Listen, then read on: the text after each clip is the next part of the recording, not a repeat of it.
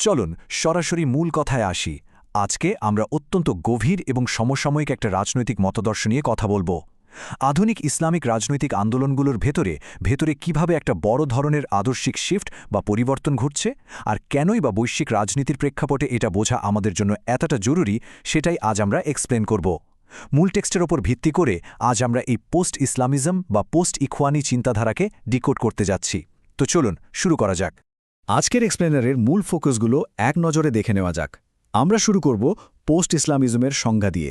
এরপর ধাপে ধাপে আসবে আপসের রাজনীতি, সাংগঠনিক রূপান্তর, মুসলিম জাতীয়তাবাদের স্ববিরোধিতা, টিকে থাকার কৌশল এবং একদম শেষে জানব লেখকের চূড়ান্ত রায় বা কনক্লুশন কি।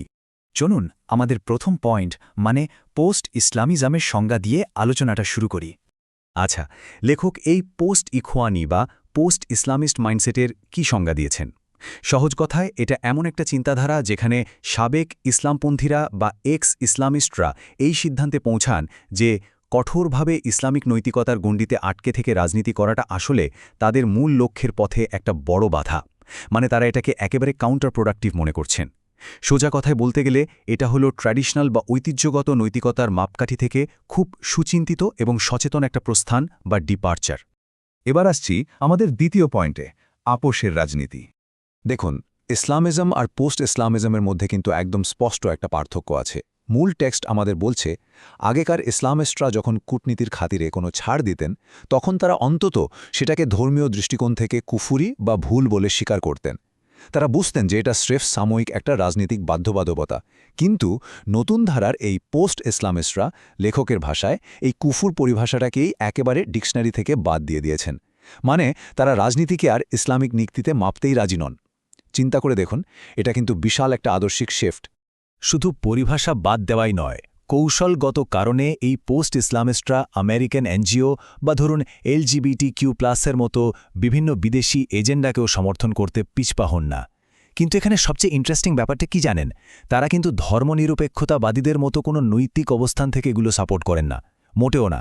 তাদের একমাত্র চালিকা শক্তি হল যে কোনো মূল্যে নিজেদের রাজনৈতিক স্বার্থ রক্ষা করা আর বিদেশি পরাশক্তিগুলোর গুডবুকে থাকা। লিটারালি এটা হলো সেফ টিকে থাকার একটা কোল্ড ব্লাডেড বা ঠান্ডা মাথার কৌশল, রাইট? এবার চলুন দেখি সাংগঠনিক রূপান্তরের বিষয়টা আসলে কেমন। একটা সুনির্দিষ্ট উদাহরণ দিলে ব্যাপারটা আপনাদের কাছে একদম ক্লিয়ার হয়ে যাবে। এখানে মূলত একটা দ্বৈত কৌশল বা ডুয়েল স্ট্র্যাটেজি কাজ করছে।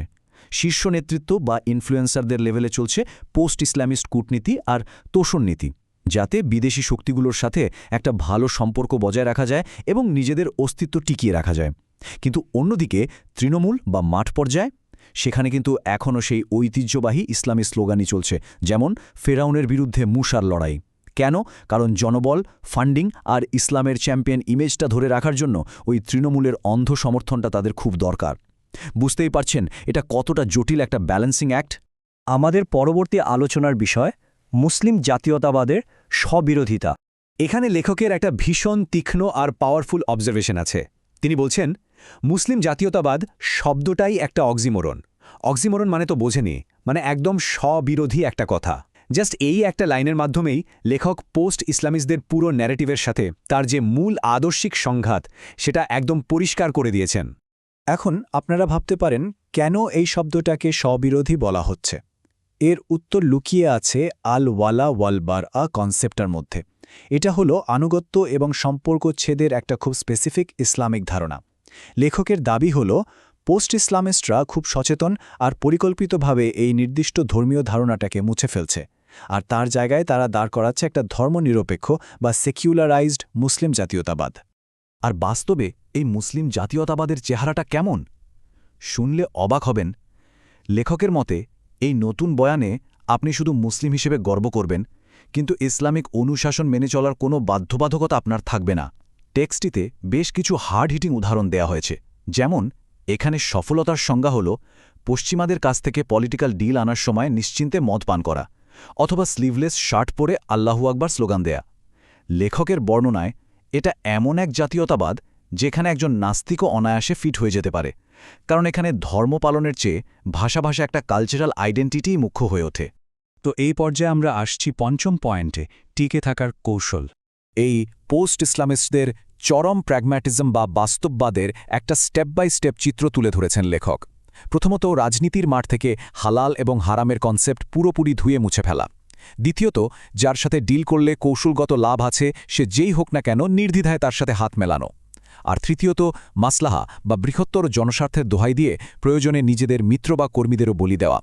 লেখক একদম স্পষ্ট ভাষায় দাবি করছেন যে এখানে শরিয়া প্রতিষ্ঠার লক্ষ্যের চেয়ে যে কম মূল্যে রাজনৈতিকভাবে টিকে থাকাটাই একমাত্র এবং চূড়ান্ত উদ্দেশ্য হয়ে দাঁড়িয়েছে। এই চরম আপসকামী মানসিকতা বোঝাতে লেখক বাংলা সাহিত্যের খুব চমৎকার আর নিখুঁত একটা রূপক টেনেছেন, নন্দলাল। মনে আছে তো নন্দলালের কথা, যে বড় বড় দেশপ্রেমের বুলিয়া ওড়ায়, কিন্তু বিপদের সময়ে সবার আগে নিজের প্রাণ বাঁচায়। লেখক এই পোস্ট ইসলামিস্টদের ওই নন্দলালের সাথেই তুলনা করছেন। বৃহত্তর আন্দোলনের সেবা করার আড়ালে তারা মূলত নিজেদের ব্যক্তিগত রাজনৈতিক অস্তিত্ব টিকিয়ে রাখার চর্চাতেই ব্যস্ত। লেখকের চোখে কৌশলগত ধৈর্যের মোড়কে এটা আসলে পুরোপুরি একটা আত্মকেন্দ্রিক কাপুরুষতা। এবার আমরা একেবারে শেষ পর্যায়ে চলে এসেছি, ষষ্ঠ অধ্যায়, লেখকের চূড়ান্ত রায়। লেখকের ফাইনাল প্রেডিকশন বা পূর্বাভাসটা বেশ কড়া। তিনি বলছেন পোস্ট ইসলামিজম হল স্রেফ একটা ডিলিউশনাল বা বিভ্রান্তিকর সময়কাল, যেখানে সেকুলার আর ইসলামী চরিত্রের একটা অদ্ভুত জগাখিচুড়ি তৈরি হয়েছে। তিনি দৃঢ়ভাবে বিশ্বাস করেন এটা পুরোপুরি একটা ইউটোপিয়ান বা অবাস্তব ধারণা, যার আদৌ কোনো ভবিষ্যৎ নেই। কেন? কারণ প্রথমত, তারা কখনোই বিদেশি পরাশক্তিগুলোকে চিরস্থায়ীভাবে সন্তুষ্ট করে রাখতে পারবে না।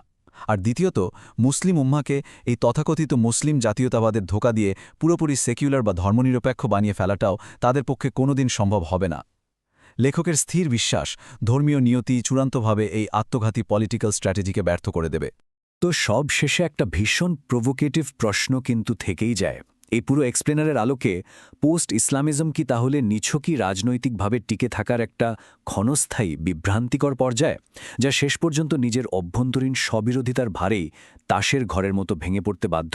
মূল টেক্সটের লেখক অত্যন্ত জোরালোভাবে ঠিক এই দাবিটাই করেছেন।